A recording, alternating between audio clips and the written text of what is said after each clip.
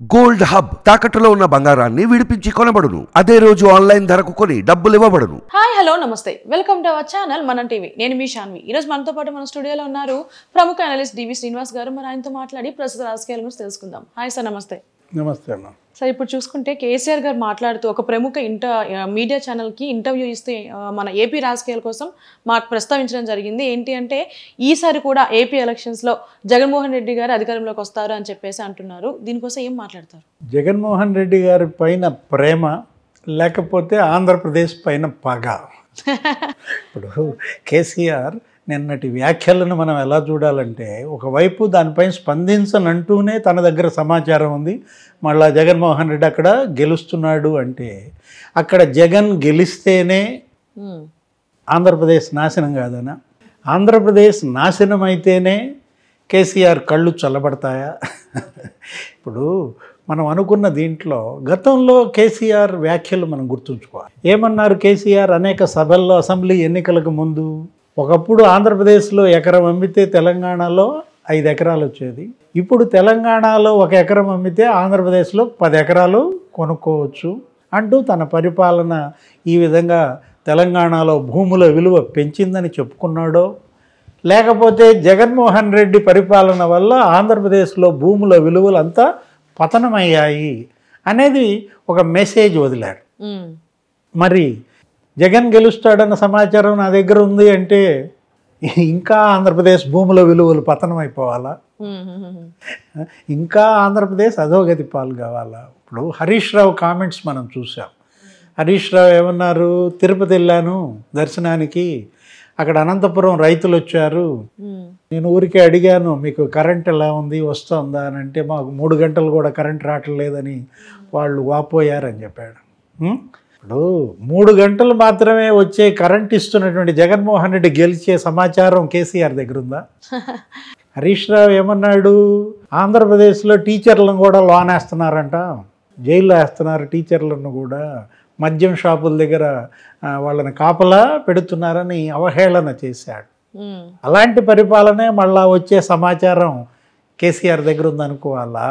లేదు, వాళ్ళ అబ్బాయి ఎవరు కేటీఆర్ ఏమన్నాడు? ఒకసారి ఏపీ రోడ్ల మీద తిప్పి తీసుకొద్దాం తెలంగాణ వాళ్ళని, ఏపీ రోడ్ల మీద ఒకసారి తిప్పి తీసుకొస్తే చాలు మొత్తం టీఆర్ఎస్కి ఓట్లు గుద్దేస్తారు అని అక్కడ రోడ్లన్నీ గుంతలమయం అని చెప్పి కేటీఆర్ అవహేళన చేశాడు. గుంతలమయమైనటువంటి రోడ్లు మళ్ళా జగన్మోహన్ రెడ్డినే గెలిపించే సమాచారాన్ని ఇచ్చాయా కేసీఆర్కి? అంటే ఇక్కడ ఈ వ్యాఖ్యలలో మనకు కనపడుతుంది ఏంటంటే, కేసీఆర్ అక్కడ జగన్ గెలుపు కోరుకుంటున్నాడు. ఓకే, జగన్మోహన్ రెడ్డికి కేసీఆర్కి మధ్య ఉన్నటువంటి ఆ జిగ్ని దోస్తుని ఇది ఇప్పటి నుంచే కాదు, గతంలో కూడా చాలా సార్లు జగన్మోహన్ రెడ్డి గారికి సపోర్ట్గా ఉన్న సిచ్యువేషన్స్ కూడా ఉన్నాయి. కేసీఆర్ గారు ఆయన తెలుసుకోలేకపోతున్నారు. కేసీఆర్ జగన్మోహన్ రెడ్డితో తన సాన్నిహిత్యమే తన యొక్క ఓటమికి కారణం, తన పతనానికి కారణమైంది. ఇవాళ ఇంత గొప్ప స్థానం ఎవరెస్ట్గా ఉన్నటువంటి తాను మరుగుజ్జుగా ఎందుకు మారాడంటే జగన్మోహన్ రెడ్డితో స్నేహం వల్ల. జగన్మోహన్ రెడ్డిని తీసుకొచ్చి కాళేశ్వరంలో టెంకాయ కొట్టిస్తేవి, ఆ టెంకాయ మహత్యమో మరి జగన్మోహన్ రెడ్డి చెయ్యి మహత్యమో, మొత్తానికి అది కాస్త ఏమైంది, పిల్లర్లు కాస్త కుంగిపోయినాయి. మేడిగడ్డ 3 పిల్లర్లు కుంగటమేమో కానీ నీకు ఒక్కసారిగా బీఆర్ఎస్ మొత్తం 89 పిల్లర్లు కుంగిపోయాయి. అన్నారం బ్యారేజీ అక్కడ బొంగ పడింది. ఇలా కేసీఆర్ ఇప్పుడు ఏంటి, ఇంకా ఇప్పటికీ కూడా జగన్ మీద ప్రేమ చంపుకోకపోతే, ఆంధ్రప్రదేశ్ మీద ద్వేషాన్ని తగ్గించుకోకపోతే, అది అటు జగన్మోహన్ రెడ్డికి ఇబ్బందే కాదు, ఇటు బీఆర్ఎస్కి కూడా ఇబ్బంది అనమాట. అంటే ఏంటి, జగన్మోహన్ రెడ్డి కూడా తనలాగా ఓడిపోవాలనా? కేసీఆర్ వ్యాఖ్యలను మనం ఎలా చూడాలి? ఇప్పుడు మామూలుగా పడే 4 ఓట్లు కూడా లేకుండా చేయాలనా? ఇప్పుడు కేసీఆర్ ఈ కామెంట్స్ రాత్రి చేసినాయి, ఇవాళ ఆంధ్రప్రదేశ్ మొత్తం వింటుంది. విన్న వెంటనే ఏమనిపిస్తుంది? ఈయన జగన్మోహన్ రెడ్డి గెలుపు కోరుకుంటున్నాడు కాబట్టి అక్కడ జగన్ ఓడిద్దామని డిసైడ్ అయిపోవాలి. ఏ ఉద్దేశంతో కేసీఆర్ ఈ వ్యాఖ్యలు చేసినా కూడా జగన్ నెత్తి మీద అది పాలు పొయ్యకపోగా వేడివేడి నీళ్లు పోసినట్టు. ఓకే, రేపొద్దున మళ్ళీ పార్లమెంట్ ఎన్నికల్లో కూడా బీఆర్ఎస్కి అది ఇక్కడ హాని. ఎందుకని? ఇప్పుడు ఆంధ్రప్రదేశ్ మూలాలు ఉన్నటువంటి వాళ్ళు ఇక్కడ ఓటర్లుగా మనకి తెలంగాణలో ఉన్నారు.